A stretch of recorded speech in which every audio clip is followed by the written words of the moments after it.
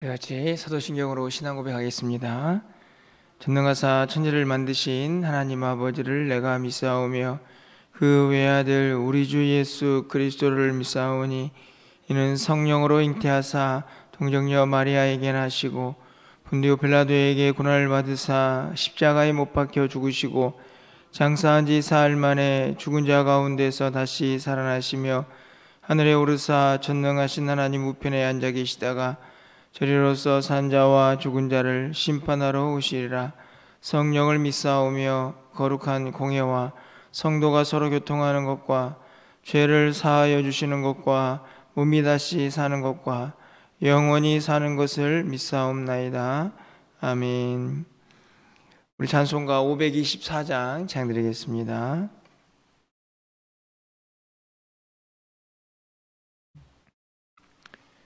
524장입니다.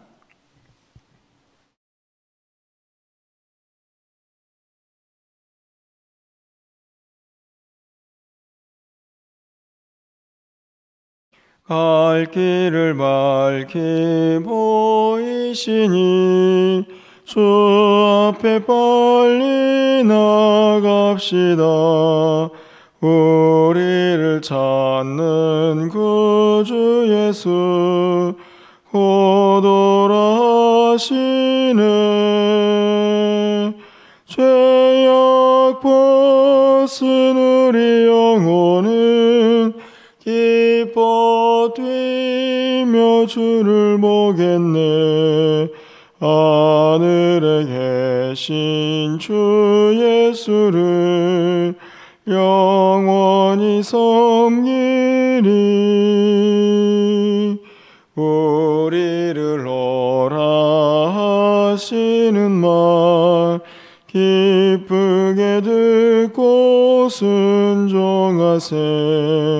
구주를 믿기 지체 말고 속속히 나가세.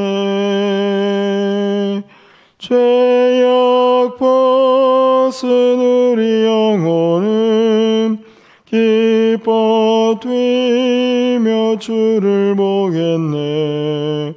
하늘에 계신 주 예수를 영원히 섬기리. 주 오늘 여기 계시오니 다 와서 주의 말씀 드세. 듣기도 하며 생각하니 참 진리시로다. 죄악 벗은 우리 영혼은 기뻐 뛰며 주를 보겠네. 하늘에 계신 주 예수를 영원히 섬기리.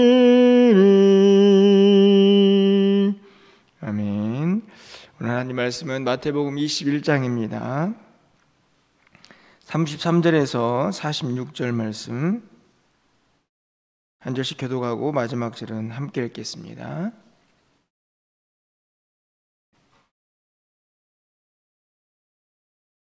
마태복음 21장 33절에서 46절까지 말씀 교독하겠습니다.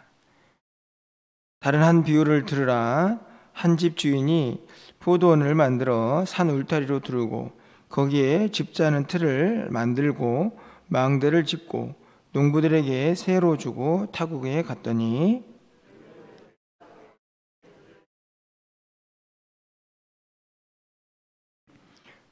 농부들이 종들을 잡아 하나는 심히 때리고 하나는 죽이고 하나는 돌로 쳤거늘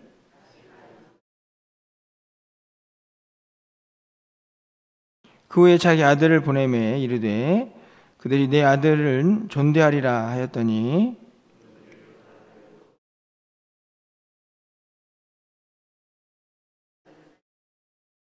이에 잡아 포도원 밖에 내쫓아 죽였느니라. 그들이 말하되 이 약한 자들을 진멸하고 포도원은 제때에 열매를 바칠 만한 다른 농부들에게 새로 줄지니이다.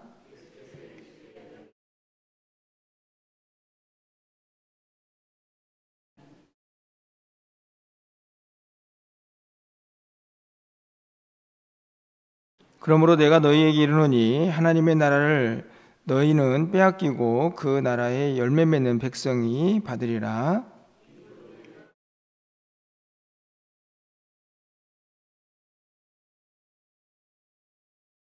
대제사장들과 바리새인들이 예수의 비유를 듣고 자기들을 가리켜 말씀하신 줄 알고 잡고자 하나 무리를 무서워하니 이는 그들이 예수를 선지자로 알미었더라.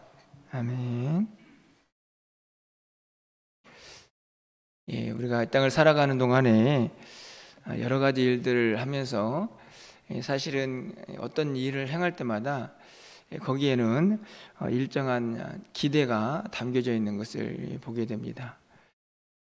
그리고 그렇게 기대가 자기 생각대로 잘 부응이 되면 우리가 행복해하고 또 즐거워하지만 또 기대한 대로 되지 못했을 때에 그때 찾아오는 또 실망감 또 안타까움은 이루 말할 수 없이 우리에게 또 크게 다가오는 경우를 보게 되죠. 기대가 크면 클수록 그래서 실망이 크다 하는 그런 이야기들이 있는 것 같습니다. 오늘 본문에 보면 정말 큰 기대와 소망을 가지고 무엇인가를 행했다가 엄청난 실망에 이르게 되는 한 주인의 모습이 비유로 등장을 하고 있습니다. 예수님께서 이 바리새인과 서기관들 또 대제사장들에게 한 가지 비유를 말씀하고 있는 내용이 오늘 본문에 기록이 되어 있죠. 비유의 내용을 좀 간단히 살펴보면 한 주인이 포도원을 잘 가꾸고 이제 거기에서 이제 많은 포도주를 또 얻겠다라는 기대를 갖고 그 포도원을 다른 농부들에게 세를 주고 타국으로 떠나게 됩니다. 얼마나 큰 기대가 되었을까요? 야, 내가 이제 세를 주었으니까 일정한 시간이 지나면 드디어 나도 이 포도원을 통해서 좋은 포도주, 좋은 포도 열매를 맺겠구나. 이런 기대를 하고 세를 주었겠죠. 이제 열매를 거둘 때가 되었습니다. 그래서 주인이 그 농부에게 종들을 보내어서 이제 세를 받거나 또 거둔 뭐 열매를 이제 받으려고 종들을 보내죠. 그때도 역시나 기대에 부풀어서 그렇게 종들을 보내지 않았을까 생각이 듭니다. 그렇게 보냈는데 어찌된 일인지 이 농부들이 이 보낸 종들을 죽이고 치고 내쫓고 이런 모습들을 보게 됩니다. 주인은 너무나 기대가 컸기 때문에 아마도 그 한 번으로는 포기하지 않고 이번엔 더 많은 농부들에게 종들을 보내어서 세를 받고자 했을 것입니다. 그런데 농부들은 똑같이 처음처럼 죽이고 쫓고 돌로 치고 하는 그런 엄청난 일들을 범하게 되죠. 주인은 거기에서 멈추지 않습니다. 여전히 기대를 가지고 이번에는 자기의 아들을 보냅니다. 적어도 종들은 그렇게 대우했지만 내 아들만큼은 존대할 것이다. 그래서 마지막 기대를 또 가지고 이제는 아들을 직접 보냅니다. 아들을 보냈다는 말은 어떤 의미일까요? 그것은 자기를 대신 보낸 거죠. 그런데 어찌된 일인지 이 사람들은 아들이 왔을 때 이런 생각을 합니다. 야, 저 아들만 죽이면 저 아들의 상속받을 걸 우리가 빼앗을 수도 있겠구나. 더 심각한 생각을 하고 이 아들을 죽여버리죠. 예수님께서 어떻게 하면 좋겠느냐 이 농부들을 이렇게 질문을 합니다. 이 대제사장들과 바리새인들이 그러면 당연히 세를 빼앗아 가지고 그 포도원을 다른 농부들에게 줘야 되지 않겠습니까? 라고 답을 하죠. 여기에 포인트는 이제 다른 농부들인데, 사실은 이 비유의 내용을 이 대제사장들과 서기관들이 이해를 하죠. 주인은 포도원을 농부들에게 새로 주면서 엄청난 기대를 했지만 결국에는 그 기대가 계속해서 실망으로 이어지는 것을 보게 됩니다. 대제사장과 서기관들은 그리고 또 바리새인들은 이 비유가 자기들을 향하여 한 것이라는 것을 알게 되죠. 여러분 45절 말씀을 가서 보면 대제사장들과 바리새인들이 예수의 비유를 듣고 자기들을 가리켜 말씀하신 줄을 알았다. 이 농부들이 자기들이라는 것을 안 것이죠. 이게 무슨 비유입니까? 우리가 잘 알고 있는 것처럼 예수님께서 이 땅에 오셨지만, 하나님께서 예수님을, 그 아들 되신 예수님을 이 땅에 보내셨지만, 유대인들은, 특별히 유대 종교 지도자들은 그 예수님을 거부하죠. 십자가에 못 박혀서 죽게 합니다. 사실은 그것을 그대로 비유로 지금 드러내고 있는데, 예수님께서는 이 사실을 시편을 인용해서 더 구체적으로 설명을 하는 내용들이 이제 42절 이하에 기록이 되어 있죠. 42절 말씀을 보면 이렇게 기록이 되어 있습니다. 예수께서 이르시되 너희가 성경에 건축자들이 버린 돌이 모퉁이의 머릿돌이 되었나니 이것은 주로 말미암아 된 것이요 우리 눈에 기이하도다 함을 읽어본 일이 없느냐. 대제사장들이고 바리새인들이니까 그래도 적어도 구약 성경을 잘 읽지 않았겠습니까? 시편 118편에 있는 다윗의 시를 인용합니다. 건축자의 버린 돌, 우리가 알고 있는 것처럼 예수 그리스도시죠. 물론 그 당시에는 다윗 자신을 일컫는 말일 수도 있겠지만 궁극적으로 이것은 메시아를 예표하는 구절입니다. 건축자의 버린 돌들이 어떻게 됩니까? 모퉁이의 머릿돌이 되죠. 모퉁이의 머릿돌은 건축을 새로 지을 때, 건축물을 새로 시작할 때에 없어서는 안 될 매우 중요한 머릿돌을 의미합니다. 그 머릿돌을 중심으로 모든 돌들이 연결이 되어서 건물이 형성이 되는 것이죠. 유대인들은 예수님을 그렇게 건축자의 버린 돌처럼 거부했지만 결국 하나님은 예수님을 이 건축물의 모퉁이의 머릿돌처럼 기묘하게 사용하실 것이다 하는 것을 이 비유를 통해서, 이 시편 말씀을 통해서 인용을 하고 계시는 것입니다. 이 기이한 일이 결국 십자가에서 이루어지는 것을 우리가 볼 수 있습니다. 그 결과도 말씀을 하시죠. 43절 말씀 이렇게 기록이 되어 있습니다. 그러므로 내가 너희에게 이르노니 하나님의 나라를 너희는 빼앗기고, 다른 농부에게 줘야 하기 때문에 그렇죠. 너희들은 빼앗기고 그 나라에 열매 맺는 백성이 받으리라. 다른 농부들은 어떤 농부들일까요? 그 나라의 열매를 맺는 사람들입니다. 너희들은 빼앗기고 다른 누군가가, 특별히 그 나라의 열매를 맺는 자가 그 나라를 소유하게 될 것이다. 이 열매는 다른 열매가 아니죠. 그리스도를 믿어서 맺는 의의 열매이고 성령의 열매입니다. 이어지는 44절 말씀을 보면 그 심각한 결과도 등장을 합니다. 이 돌 위에 떨어지는 자는 깨지겠고, 이 돌이 사람 위에 떨어지면 그를 가루로 만들어 흩으리라 하시니, 그렇죠. 최후의 심판을 의미합니다. 예수님을 버린 자들의 궁극적인 결과를 그대로 드러내고 있는 말씀이라고 할 수 있습니다. 예수를 믿는 자는 영원한 생명이 영광으로 주어지겠지만 예수를 거부하는 자들의 마지막이 어떠할 것인가를 분명히 드러내는 비유이고 또 예수님의 설명이 아닌가 생각이 듭니다. 오늘 본문에서 우리가 한 가지 기억해야 할 것은, 그럼 하나님의 나라는 누가 소유하는 자들이냐 하는 것이죠. 오늘 본문에서 예수님은 분명히 말씀을 합니다. 너희들에게서는 하나님의 나라를 빼앗고 그 나라의 열매를 맺는 백성이 받을 것이다. 여러분, 열매는 귀로 들어서 맺어지는 것이 아닙니다. 여러분 오늘 본문을 보면요, 이 비유를 다른 비유와는 다르게 이 유대 종교 지도자들이 이해를 하고 있다는 것입니다. 45절 말씀을 다시 가서 보시면 자기들을 가리켜 말씀하신 줄을 그들이 알았죠. 어떤 반응을 보입니까?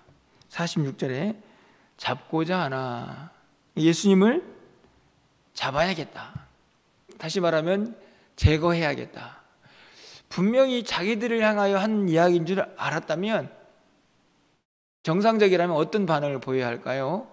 아, 그렇구나, 우리가 나중에 어떻게 되겠구나.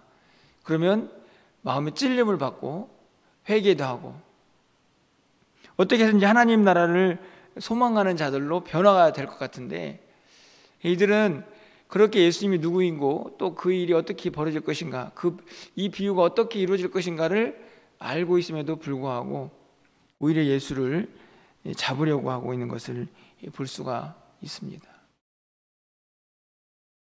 들었죠? 알았습니다. 하지만 열매가 전혀 없습니다.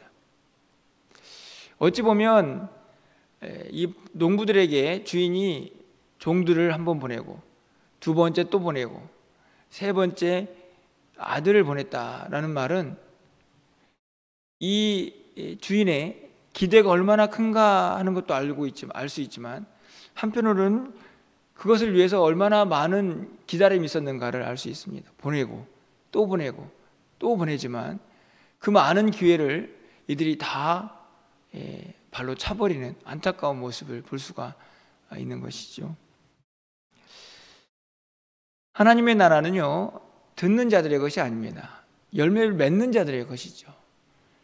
오늘 이 종교 지도자들도 들었습니다. 알았습니다. 하지만 열매가 없습니다.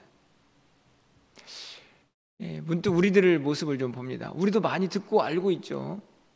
그리고 하나님 나라를 이미 소유한 자들의 모습인데 우리는 과연 열매를 잘 맺고 있는가? 사실은 오늘 이 주인의 기대, 새를 주고 야, 그 포도원에서 많은 열매를 또 좋은 포도주를 얻겠구나 하는 그 기대와 부흥, 그 기대와 바람이 오늘 우리에게도 향하여 있지 않나 하는 생각을 좀 가져보게 됩니다. 우리 교회를 바라보시면서 또 우리 각자의 삶을 보면서 우리를 향하여 하나님이 가지고 계신, 우리 주님이 가지고 계신 기대가 있을 수 있다는 말씀이죠. 내가 너를 통해서, 내가 멸류관 교회를 통해서 이런 일을 이루기를 원한다. 그 기대가 이루어지기 위해서 우리 주님이 기다리고 또 기다리고 또 기다리는 모습이 오늘 뭐 대제사장이나 바리새인인 유대 종교 지도자들에게 국한되는 것이 아니라 오늘 우리의 모든 모습 가운데 그대로 적용이 되고 있는 것은 아닌가 생각해 보게 되는 것입니다. 하나님의 나라는 듣고 아멘 하는 자들의 것만이 아니고 듣는 대로 삶을 통해서 열매를 맺는 자들의 것인 것을 우리가 분명히 기억해야 한다는 말씀이죠.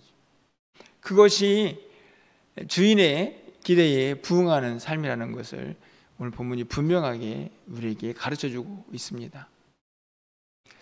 오늘도 우리의 주인 되시는 우리 주님, 우리 하나님은 여전히 우리의 삶에 열매가 있고 그 열매를 통하여 영광 받으시기를 위하여 기다리고 또 기다리면서 그 기대를 버리지 않고 계실 줄 믿습니다.